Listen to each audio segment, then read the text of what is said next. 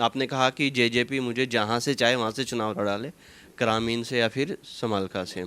दो बच्चे भी होते हैं, उसमें एक ज़्यादा प्रिय होता है। तो आपका मन कहाँ से है कि मुझे अगर मेरी प्रायोरिटी पे पूछा जाए तो मैं यहाँ से चुनाव लड़ना चाहता हूँ, समालखा से लड़ना चाहते हैं या फिर ग्रामीण से लड़ना चाहते हैं? लेकिन हरियाणा में तो आपको भ्रष्टाचारी पार्टी कहा जाता है। आजकल मैं एक भाषण सुन रहा था वीरेंद्र जी का, तो वो वहीं पर दुष्यंत चौटाला जहाँ से चुनाव जीते वहीं पर जाकर वो कह रहे हैं कि ये तो बहुत भ्रष्टाचारी लोग हैं और ये अगर बीजेपी में रहेंगे तो फिर मेरे लिए मुश्किल हो जाएगा। बीजेपी को जल्द से जल्द इनसे अलग हो जाना चाहिए। वो बीजेपी के बहुत बड़े नेता है, कैबिनेट में मोदी जी के साथ रहे हैं, उनकी कही हुई बात दूर तक जाती है। तो क्या कुछ ऐसा है कि जो जाट सीटें ऐसी हैं जिन पर भारतीय जनता चुनाव नहीं जीत पाती है, मजबूती से अपनी बात नहीं रख पाती है, उन पर चुनाव लड़ने का फैसला किया गया है राजस्थान में कि चलिए जाट सीटें हैं, इन पर जेजेपी या दुष्यंत चौटाला का चेहरा आगे करके चुनाव लड़ाएं? वो हम जो तैयारी कर रहे हैं वहाँ ये नहीं है कि यहाँ बीजेपी का कोई मजबूत कैंडिडेट है हम उसके खिलाफ लड़ने जा रहे हैं, या कहीं कांग्रेस का है उसके खिलाफ लड़ने जा रहे हैं। जहाँ हमारे पास अच्छे कैंडिडेट हैं, चुनाव जीतने वाले कैंडिडेट हैं, वो हमारे चुनाव लड़ेंगे। दोस्तों नमस्कार, मैं हूं रोहित शर्मा। आप देखना शुरू कर चुके हैं हिंदुस्तान 9 न्यूज़। आज मैं पानीपत में हूं और पानीपत में मेरे साथ हैं ये देवेंद्र कादियान जी हैं, राजनीतिक परिवार से हैं और दुष्यंत चौटाला के सबसे करीबी माने जाते हैं। जेजेपी पार्टी जो है उसमें एक सर्वे सर्वा की तरह इनको माना जाता है। आज मैं इनसे बातचीत करूंगा, 2-3 मुद्दे रहेंगे। सबसे पहले तो मैं इनसे बातचीत करूंगा राजस्थान के चुनाव अभी आ रहे हैं उसको लेकर, उसके बाद हरियाणा और उसके बाद समालखा और पानीपत की जो विधानसभा है उस पर हम इनसे बातचीत करेंगे। देवेंद्र जी, सबसे पहले तो आपका स्वागत है हिंदुस्तान 9 न्यूज़ पर। सभी 9 चैनल के दर्शकों, हिंदुस्तान 9 के दर्शकों को मेरा नमस्कार। बहुत बहुत रोहित भाई धन्यवाद आपका भी। राजस्थान में अभी चुनाव हैं और आपकी पार्टी ने एक रैली की है वहाँ पे, और आपकी पार्टी के कई नेताओं के मैं ट्वीट पढ़ रहा था, कईयों के बयान सुन रहा था, तो आपने माना कि काफ़ी सक्सेसफुल रैली रही है राजस्थान में। तो राजस्थान में किस तरीके से देख रहे हैं? भाजपा जजपा एक साथ चुनाव लड़ रही है या अलग अलग चुनाव लड़ रही है? किस तरह से वहाँ पर आप चाह रहे हैं? देखिए, जननायक जनता पार्टी आदरणीय राष्ट्रीय अध्यक्ष जो हमारे अजय सिंह चौटाला जी हैं, उनके नेतृत्व में हम काम कर रहे हैं वहाँ पे। और हमारे जो है राजस्थान के प्रदेशाध्यक्ष हैं पृथ्वी मील जी, हम 35 सीटों पे वहाँ काम कर रहे हैं। पिछले 2 साल से जननायक जनता पार्टी जो है, जो जाट लाट बेल्ट है सीकर के साथ साथ की लगती हुई जो जयपुर ग्रामीण तक और उधर नौर भादरा और गंगानगर तक जो हम ये पूरा बेल्ट जो है हरियाणा के लगता हुआ, इस पे जननायक जनता पार्टी काम कर रही है। सीकर जो है चौधरी देवीलाल की कर्म भूमि रही है, वहीं से वो देश के प्रधानमंत्री बने। और चौधरी देवीलाल को अगर ताऊ का नाम जो मिला, वो सीकर की जनता ने उनको ताऊ का उपाधि दी थी। तो वहाँ हमारी पार्टी का अच्छा प्रदर्शन भी अभी हमने जो है 25 सितंबर सम्मान दिवस मनाने का काम किया। वहाँ आप मीडिया के माध्यम से आप लोगों ने देखा भी होगा, बहुत जनता में प्यार था। मेरी भी खुद जो है जयपुर ज़िले में ड्यूटी थी, 4 विधानसभाओं में हमने काम किया, चुम्मा में और लगती उनकी जयपुर ग्रामीण में, आमेर में। तो अच्छे लोग जो है हम लेके गए, लोगों में एक स्नेह था, प्यार था। चौधरी देवीलाल जी को वो जानते थे। और हमारा नारा जो है राजस्थान में है कि भाई किसान का बेटा जो है राजस्थान का मुख्यमंत्री बनेगा, और जननायक जनता पार्टी की चाबी से जो है राजस्थान का जो है विधानसभा का ताला खुलेगा। चाबी से ताला हरियाणा में भी खुला था और उसके बाद सरकार चल रही है आपकी, हालांकि आरोप लगातार लगते रहते हैं, उस पर भी मैं बातचीत आपसे करूंगा। कैसे देख रहे हैं चुनाव को? जेजेपी अकेले चुनाव लड़ रही है या फिर भाजपा के साथ अभी तय हो चुका है कौन कितनी सीटों पर चुनाव लड़ेगा, या क्या तरीका है? देखिए, हम अभी जो तैयारी है वो हम अपने इंडिपेंडेंस जननायक जनता पार्टी खुद के उस पर चल रही है। हम एनडीए के घटक दल हैं। हमारे शीर्ष नेता जो हैं जननायक जनता पार्टी के भी और बीजेपी के भी, वो तय करेंगे कि किन सीटों पर जो है कितनी सीटें तालमेल करके बैठ के बात बन सकती है। हम चाहेंगे कि अगर गठबंधन में होता है तो वेल एंड गुड, अदरवाइज हमारे जो कैंडिडेट मजबूत कैंडिडेट है, फिर वो हम देखते हैं जननायक जनता पार्टी तय करेगी किस अकॉर्डिंग, किस हिसाब से चुनाव लड़ना है। देवेंद्र जी, आपको नहीं लगता है कि एक मैसेज चला जाएगा इस चुनाव से? अगर आप एक साथ लड़ते हैं तब भी एक मैसेज जाता है, अगर आप अलग अलग लड़ते हैं तब भी एक मैसेज जाता है। अलग अलग लड़ने से नेगेटिव मैसेज आएगा हरियाणा में, और जहाँ पर आप लगातार कहते हैं कि हमारी सरकार गठबंधन की सरकार है, अच्छे से चल रही है और ऐसे ही चलती रहेगी, कोई टूटने का विचार नहीं किसी भी तरह, तो अगर अलग अलग आप चुनाव लड़ेंगे तो एक नेगेटिव मैसेज हरियाणा की जनता में जाएगा। देखिए, नेगेटिव मैसेज नहीं है। अगर अलग अलग लड़ते हैं जब भी कोई दिक्कत नहीं है। जननायक जनता पार्टी जो है हर तरीके से मजबूत है, हम सक्षम हैं हम अलग से चुनाव लड़ने में।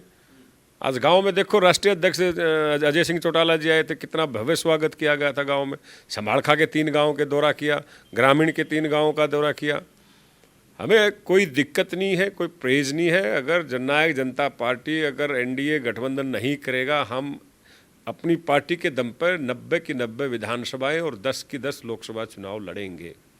अगर राजस्थान में गठबंधन नहीं होता है तो, मैं राजस्थान की अभी बात कर रहा हूँ, नहीं, अगर राजस्थान में गठबंधन हो तो वो पार्टी तय करेगी। हम जो है हमारी पार्टी चुनाव लड़ेगी वहाँ पे। ये मन बना चुके हैं कि चुनाव लड़ना है। चुनाव लड़ना।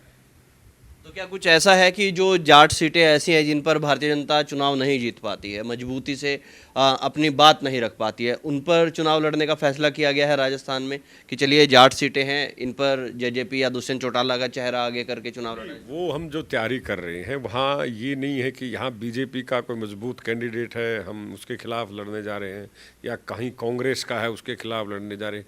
जहाँ हमारे पास अच्छे कैंडिडेट हैं, चुनाव जीतने वाले कैंडिडेट हैं, वो हमारे चुनाव लड़ेंगे। मन बना चुके हैं, चुनाव लड़ा जाएगा। लेकिन हरियाणा में तो आपको भ्रष्टाचारी पार्टी कहा जाता है। आजकल मैं एक भाषण सुन रहा था वीरेंद्र जी का, तो वो वहीं पर दुष्यंत चौटाला जहां से चुनाव जीते वहीं पर जाकर वो कह रहे हैं कि ये तो बहुत भ्रष्टाचारी लोग हैं और ये अगर बीजेपी में रहेंगे तो फिर मेरे लिए मुश्किल हो जाएगा, बीजेपी को जल्द से जल्द इनसे अलग हो जाना चाहिए। वो बीजेपी के बहुत बड़े नेता है, कैबिनेट में मोदी जी के साथ रहे हैं, उनकी कही हुई बात दूर तक जाती है। देखिए, चौधरी वीरेंद्र सिंह जी बहुत बड़े नेता हैं, हम उनका सम्मान करते हैं, इज्जत करते हैं, लेकिन ऐसा नहीं है। भ्रष्टाचार कहाँ मिला? भ्रष्टाचार कोई एक भ्रष्टाचार गिना के तो दिखाए, कोई बता के दिखाए। सिर्फ कागजों में है, बातों में है, कागजों में भी नहीं है, बातों में है खाली। जब से चौधरी देवीलाल जी ने जो है राजनीति स्टार्ट की थी सन 60 से 55 से, तब से लेकर हमें बदनामी तो किया जा रहा है। कोई सबूत मिला है? किसी एक केस में कोई खिलाफ हुआ है? कोई केस भी दर्ज हुआ है भ्रष्टाचार का? जो दर्ज हुआ है चौटाला साहब पे, आज तक कुछ आया है उसका? केस ही चल रहा है। चौधरी देवीलाल जी पे एलिगेशन लगाया था वाला का, उसका कुछ नहीं था। जज ने तभी कह दिया कि ये तो सादा आदमी है, भोला आदमी, इसके पास तो ऐसा हो ही नहीं सकता। चौटाला साहब पे लगाए, अजय सिंह जी पे लगाए, अब दुष्यंत पे लगा रहे हैं। दुष्यंत को जो है बहुत ही ऊर्जावान नेता हैं हमारे डिप्टी सीएम साहब, और आने वाले के मुख्यमंत्री बनने वाले हैं। सभी चाहते हैं कि उचाना में जो है उनको घेरो। कौन सी पार्टी वहाँ इकट्ठी नहीं है? आप बताओ, जेजेपी अकेली ही, बाकी सारी पार्टी इकट्ठी हैं। तो ये तो आपका गठबंधन दल है ना बीजेपी, तो उसके बावजूद ऐसी मीटिंग्स में बात नहीं होती है कि भैया आपके नेता क्या कह रहे हैं? ये जरूरी नहीं है ना, ऐसे आप स्टेज पर अंदर खाने बोल लीजिए। शर्मा जी, मैं आपको बताना चाहता हूँ, वो दुखी हैं, बुजुर्ग हैं, उनका दुख जायज़ है, बनता है कि भाई एक 30 साल का 35 साल का लड़का जो है उचाना से जीत के इतनी भारी बहुमत से आज डिप्टी सीएम बनाओ। उनको तो आशीर्वाद देना चाहिए, बेटा बड़ा अच्छा है, आपका अच्छा राजनीतिक कैरियर है। उनके बेटे खुद एमपी हैं, तो हर चीज़ नहीं मिलती परिवार में, सब कुछ पद नहीं मिलते उत्तर। ये तो बीजेपी का एजेंडा है कि एक परिवार से 2 टिकटें नहीं देंगे, तो क्यों परेशान हो रहे? ठीक है, वो पहले रह लिए, अच्छी बात है, और आगे बेटे को करने दो राजनीति। देवेंद्र जी, लगभग 4 साल होने वाले हैं, अगले इसी महीने 4 साल आपकी सरकार को हो जाएंगे, और आपकी सरकार चल भी सही रही है, ऐसा कोई नहीं देखे। हालांकि नेताओं में कई बार ऐसी चीज़ें दिखी हैं, बीजेपी के नेता ने कोई बयान दे दिया हो, जेजेपी के नेता ने कोई बयान दिया, लेकिन आपको नहीं लगता कि जो विचारधाराओं का तालमेल है वो नहीं बन पाया? क्योंकि जो जेजेपी का जो कोर वोटर या कोर कार्यकर्ता है उसको अलग तरह की आदत है, और बीजेपी का जो कोर वोटर कार्यकर्ता है उसको एक अलग तरह की आदत रहती है। और लोगों को, जब मैं कई बार आम आदमी से बात भी करता हूँ या कभी जानने की कोशिश करता हूँ, तो उनको लगता है कि बीजेपी का जो कार्यकर्ता वो मायूस महसूस करता है। जेजेपी के लोग अपने काम करवाने में, ऑफिसर्स को बोलने में काफ़ी एक्टिव रहते हैं, वो आदत से हैं सब स्टार्टिंग से ही। वो चीज़ कहीं ना कहीं एक बीच में गैप बनाती है, ऐसा लगता है आपको? नहीं, ऐसा कुछ नहीं है। हमारे कार्यकर्ता सुलझे हुए हैं, और उनको पता है काम कराने का भी, लेने का भी, हमारे नेताओं को भी पता है और हमें भी पता है। और जो कार्य है, हम अपनी कार्यशैली की बात करते हैं, हम दूसरे कार्यकर्ता की, दूसरी पार्टी की हम क्या कहें, वो उनका इंटरनल मामला है, उनके लोगों की अपनी बात है। हम जो है जो कार्य करते काम करते हैं अपने तरीके से काम करते हैं, अच्छे तरीके से काम कराते हैं हम तो अपने वर्कर। हमारे तो वर्कर कोई नाखुश है नहीं। हाँ वही तो ना, आपका वर्कर तो नाखुश नहीं रहेगा ना, उसका काम हो जा रहा है। लेकिन बीजेपी वाला बेचारा दबा दबा महसूस करता है, वो किसी नेता के पास जाता है उसका नहीं है कि दबा दबा है, ये तो कहने की बात है, इक्का दुक्के की हम कहते हैं, लेकिन काम उनके होते हैं, ऐसी बात नहीं। उनके भी काम होते खूब होते हैं। बीजेपी कौन कार्यकर्ता है काम नहीं करता, बताओ किसका नहीं हो रहा। काम हो रहे हैं, आपको ऐसा लगता है। चलिए अब आ जाते हैं आपके लोकसभा, ये विधानसभा को लेकर। हम देवेंद्र चुनाव लड़ना चाहते हैं समालखा से, बहुत सारे लोग ये कहते हैं और आप भी कहते हैं। लास्ट टाइम जब मेरा इंटरव्यू आपके साथ निगम चुनाव में हुआ था, क्या लगता है कि कितने पैर पसार चुके हैं समालखा में? आपके लिए तो नया था और अब काफ़ी दिन हो गए हैं सरकार में, आप हिस्सेदार हैं, दुष्यंत जी के काफ़ी नज़दीकी आप हैं, तो लोगों के काम वाम भी करा ही रहे होंगे, ऑटोमेटिक सी बात है। तो कितना आपको लगता है ग्राफ समालखा में आप बढ़ा चुके? देखिए, जननायक जनता पार्टी का जो है ग्राफ बढ़ा है जब से हमने काम स्टार्ट किए हैं समालखा में। और पहले जो है नहीं संभाल पा रहे थे लोग, जो हमारे कार्यकर्ता साथी थे या पूर्व में हमारे प्रत्याशी रहे, उनसे बेचारों से नहीं बात बन रही थी। हमने समालखा को एकजुट करके और बड़ी अच्छी स्थिति में आज जननायक जनता पार्टी समालखा में, और आदरणीय डॉक्टर अजय सिंह जी या हमारी जननायक जनता पार्टी की जो इलेक्शन कमेटी है वो किसको टिकट देंगे, मैं समझता हूँ कि जो भी कैंडिडेट या टिकटार्थी रहेगा वो चुनाव जीतेगा 100%। यहाँ पर भी अगर देखें तो बीजेपी को पिछली बार 60,000 से ज़्यादा वोट मिले थे, लगभग 67,000 के करीब उनको वोट मिले थे। और ये एक रिकॉर्ड था बीजेपी के लिए समालखा में, जहाँ कभी बस्ता पकड़ने वाला कोई बीजेपी का नहीं होता था। बस्ता पकड़ने वाला तो कहीं भी नहीं था पहले। जब मेरी मदर ने जो चुनाव लड़ा था, सुरेंद्र अहलावत जी थे, भाई है हमारा बड़ा, 4,000 5,000 वोट थे। ये तो सब मोदी जी के फूल का कमाल है। आज जो है वो इसी वजह से तो जो है पार्टी बढ़ी है, मोदी जी के आने से लोगों में उत्साह हुआ है, तो इस करके चुनाव जीते हैं। इस पे भी मैं आऊँगा, लेकिन पहले समालखा पे थोड़ा सा एक बार और बात करता हूँ मैं। एक तरफ शशिकांत कौशिक हैं भारतीय जनता पार्टी में, जिनको 2 बार लगातार चुनाव लड़े और दोनों बार एक अच्छा वोट मिला, चुनाव हार गए वो अलग चीज़ है, आप समीकरण समझते हैं कैसे बने होंगे। दूसरी तरफ हाल ही में संजय छोकर ने भी ज्वाइन कर लिया है और कुछ लोगों का मानना है कि उनको तय करके ज्वाइन कराया गया है कि भैया तुम्हें टिकट दे देंगे।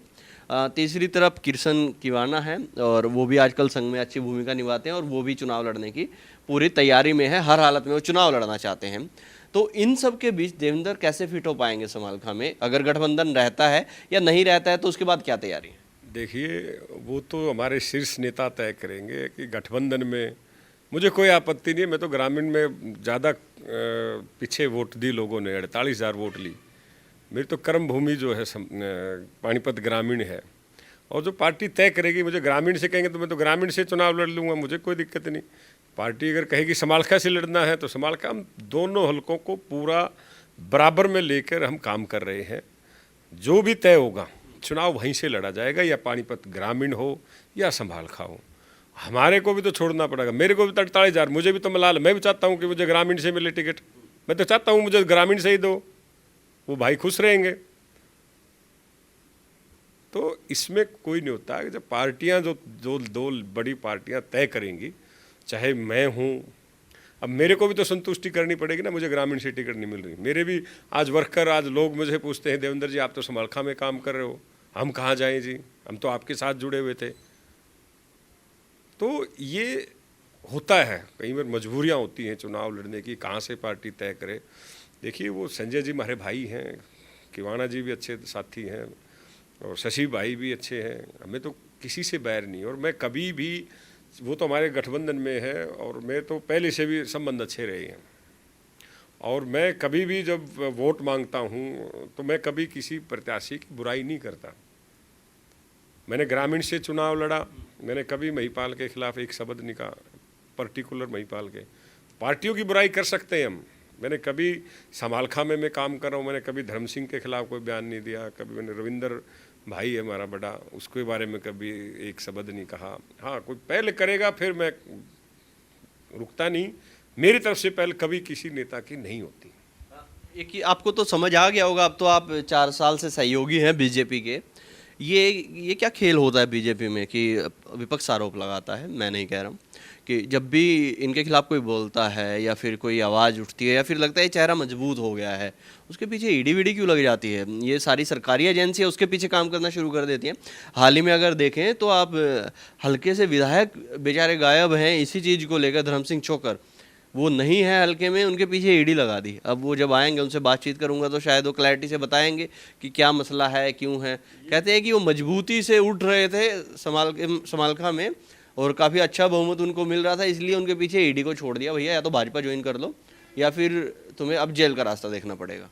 नहीं, देखिए ऐसा कुछ नहीं है। और मैं समझता हूँ कि जो ये प्रथा है, कहें तो पहले कहते थे कि सीबीआई का तोता अगर है, कांग्रेस का तोता है सीबीआई, सुनी होगी आपने भी। हाँ बिल्कुल, कुछ ऐसा कहते थे। हाँ, आज जो है बीजेपी सरकार को बोलते हैं ईडी तो तोता है। ये चलती रहती हैं बातें। और जो ये मुकदमा है ये पुराना मुकदमा है और मैं समझता हूँ कि ऐसा कुछ नहीं है किसी पे भी जो है इस तरीके की कि भाई एक एक विधायक अगर कोई मजबूत है या नहीं है वो तो आने वाला इलेक्शन तय करेगा। पर मैं समझता हूँ कि ऐसे तो फिर और भी विधायक हैं कि मजबूत और नहीं है, तो सब पे थोड़ा ना ईडी जाती है। तो वही तो हो रहा है, सबको ही तो पकड़ लेते हैं। संजय सिंह के घर गिरफ्तारी हो गई, छापेमारी हो गई। सिंह की बात तो वो शराब घोटाले की बात है। मैं आपको हरियाणा प्रदेश में बात कहता हूँ कि हरियाणा प्रदेश में किस विधायक को ईडी आई, आप बताओ। और भी तो विधायक होंगे, इससे ज़्यादा बार बने हुए विधायक भी बैठे हैं। ऐसा नहीं है, वो सरकार का काम है या कोई करप्शन का कोई मामला होगा। मैं उस बारे में ज़्यादा ना मुझे पता और ना मैं किसी के बारे में टिप्पणी करना चाहता हूँ। अच्छा, एक चीज़ और है, समालखा में जब आप जाते हैं तो आपको कई चीज़ें नज़र आती होंगी और जाट वोटर समालखा में काफ़ी अच्छी भूमिका निभाता है और पिछली बार निभाई थी। सभी ने देखा था कि धर्म सिंह छोकर जब विधायक चुने गए तो जाट वोटर ने उनको काफ़ी अच्छे तरीके से वोट दिया हुड्डा साहब के आने के बाद।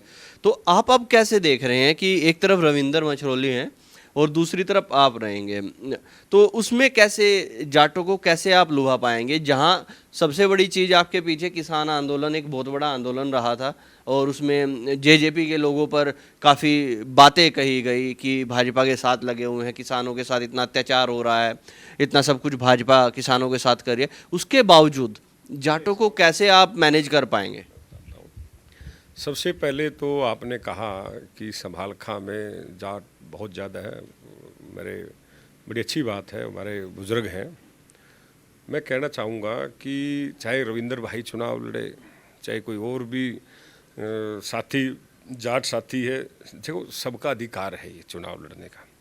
और वहाँ के जो मतदाता हैं, चाहे वो जाट हैं, चाहे वो गुजर हैं, चाहे वो ब्राह्मण हैं, किसी भी बिरादरी से, बैकवर्ड हैं, हरिजन भाई हैं, किसी भी बिरादरी से चुनाव जो लड़ा जाता है और जीता जाता है, अच्छा राजनीतिक वही है जो 36 बिरादरी को साथ लेके चले। और मैंने कभी जाट की राजनीति की ही नहीं। मैं जो है, मेरे फादर साहब भी जो है सभी की 36 बिरादरी को साथ लेके चले और मेरा भी यही सोच है 36 बिरादरी को साथ लेके चलने का। रही बात जाटों की और किसान आंदोलन की, किसान आंदोलन ना तो प्रदेश सरकार ने लागू किया था, पहली बात तो मैं ये क्लियर कर देता हूँ। दूसरी बात, हम जब सत्ता में रहेंगे तभी तो हम किसी को कन्विंस कर पाएंगे कि नहीं साहब ये गलत हो रहा है। आदरणीय मुख्यमंत्री जी ने 3-4 बार अमित शाह जी से, नड्डा जी से, मोदी साहब से, पीएम साहब से बात की है, कोशिश की है, तो धीरे धीरे उसका रिजल्ट आता है। एग्रेशन में आज हम इस्तीफा दे देते, क्या होता? सरकार भंग हो जाती, प्रदेश सरकार पे दोबारा इलेक्शन का बोझ आ जाता, क्या होता? इससे प्रदेश सरकार पे बहुत बड़ा नुकसान था और इसी वजह से धीरे धीरे उनको भी लगा कि भाई ये गलत हो रहा है, अन्याय हो रहा है, तो मान लिया मोदी जी ने। अब में लगभग 1 साल का समय लग गया उनको। कोई भी चीज़ है इतने बड़े लेवल की थी, पूरे देश की थी, समय लगता ही है, टाइम लगता ही है। अब अकाली दल के सुखबीर बादल जी ने, उनकी वाइफ ने, मैडम हरसिमरत कौर जी ने इस्तीफा दिया था, क्या हुआ? उसका कोई हल तो नहीं हुआ ना। तो हल जो है बातचीत के माध्यम से होता है। आज हमारे साथी, हमारे किसान भाई समझ सकते हैं कि इसमें दुष्यंत जी का कोई था नहीं। हमने तो कोशिश की, प्रेम बढ़ाने की कोशिश की, तभी तो हुआ। सब ने किया, प्रयास किया, सभी पार्टियों के दलों ने प्रयास किया। मोदी जी को ठीक लगा तो कर दिया कैंसिल। जितेंद्र जी, एक चीज़ और है, माना जाता है कि दुष्यंत जी मोदी जी के प्रिय हैं और जो प्रदेश भाजपा है उसमें तालमेल उतना नहीं है जितना मोदी जी और शाह जी से है। क्या इसमें सच्चाई है क्या कुछ, या फिर कुछ और इसमें बातचीत है? नहीं, ऐसा कुछ नहीं है। तालमेल जो है ऊपर भी बहुत अच्छा है और नीचे भी बहुत अच्छा है। मुख्यमंत्री जी के साथ अच्छा है और बीजेपी के जितने शीर्ष नेता हैं सबसे अच्छा तालमेल है। बहुत ही पोलाइट और बहुत ही अच्छे तरीके से डिप्टी सीएम साहब दुष्यंत चौटाला जी सबसे बात करते हैं। ऐसा कुछ नहीं है, बड़ा अच्छा तालमेल चल रहा है। चलिए, एक आखिरी सवाल और उसके बाद ख़त्म करते हैं। आपने कहा कि जेजेपी मुझे जहाँ से चाहे वहाँ से चुनाव लड़ा ले, ग्रामीण से या फिर समालखा से। दो बच्चे भी होते हैं, उसमें एक ज़्यादा प्रिय होता है। तो आपका मन कहाँ से है कि मुझे, अगर मेरी प्रायोरिटी पे पूछा जाए तो मैं यहाँ से चुनाव लड़ना चाहता हूँ? समालखा से लड़ना चाहते हैं या फिर ग्रामीण से लड़ना चाहते हैं? देखिए, जब बच्चे दो होते हैं ना तो किसी एक पे हाथ रख नहीं सकते आप। आपके खुद के बच्चे होंगे, रख के देखो आप हाथ, दिल कांपता है दूसरे पे हाथ रखने से। ये तो जो है बुजुर्ग ही तय करते हैं कि बेटे इसका इतना दे दे, इसको इतना बांट दे। तो ये तो पार्टी तय करेगी। मेरे लिए तो दोनों है, मेरे हार्ट है, एक लेफ्ट हैंड है, एक राइट हैंड है। हम तो जो काम कर रहे हैं, मेरे लिए देखो इलेक्शन एक अलग चीज़ है। मैं तो आज मेरे फादर साहब की जो कर्म भूमि रही, नौलथा रही है, आज इसराना है, वहाँ के भी लोग आते हैं, मैं तो उनका भी काम मना नहीं करता। शहर से भी आते हैं, बिजनेसमैन भी आते हैं, गरीब आदमी भी आता है, मैं तो उनको भी मना नहीं करता। जो हमारे हाथ में है, जो हम कर सकते हैं, चाहे वो समालखा से हो, ग्रामीण से हो, इसराना से हो, पानीपत शहर से हो, हम कभी भी मना नहीं करते। पार्टी ने चुनाव लड़ाना है, वो पार्टी तय करेगी कि समालखा से लड़ाना है या ग्रामीण से लड़ाना। मैं दोनों जगह तैयार हूँ, मेरी टीम पूरी तैयार है। हम जहाँ से भी चुनाव लड़ेंगे वहाँ से चुनाव जीत के आएंगे। चलिए, इंडिया गठबंधन के बारे में कुछ कहना चाहेंगे? इंडिया और एनडीए जो हो गया, हालांकि भाजपा तो इसको इंडी कहती है और उसके घटक दल भी इंडी ही बोलते हैं। इंडिया तो गठबंधन है ही नहीं। वो ये तो इन्होंने एक नारा देने के लिए या एक सिंपैथी लेने के लिए इंडिया घोषित कर दिया, वो तो है ही नहीं है। गठबंधन का नाम ही चेंज है। गठबंधन ही चेंज हो गया है। हाँ। चलिए, काफ़ी राजनीतिक से जवाब मुझे मिले हैं कि सीधे सीधे से जैसे एक्सपेक्टेशन थी। पिछली बार एक इंटरव्यू हुआ था, काफ़ी मज़ेदार जवाब मिले थे, लेकिन अब की बार शायद कुछ राजनीतिक जवाब रहे हैं या फिर चीज़ों पे काम किया है देवेंद्र जी ने और अब पत्रकारों को उसी तरह के जवाब देने शुरू कर दिए हैं। अब तक के लिए इतना ही। मैं हूँ रोहित शर्मा, आप देख रहे हैं हिंदुस्तान 9। जय हिंद।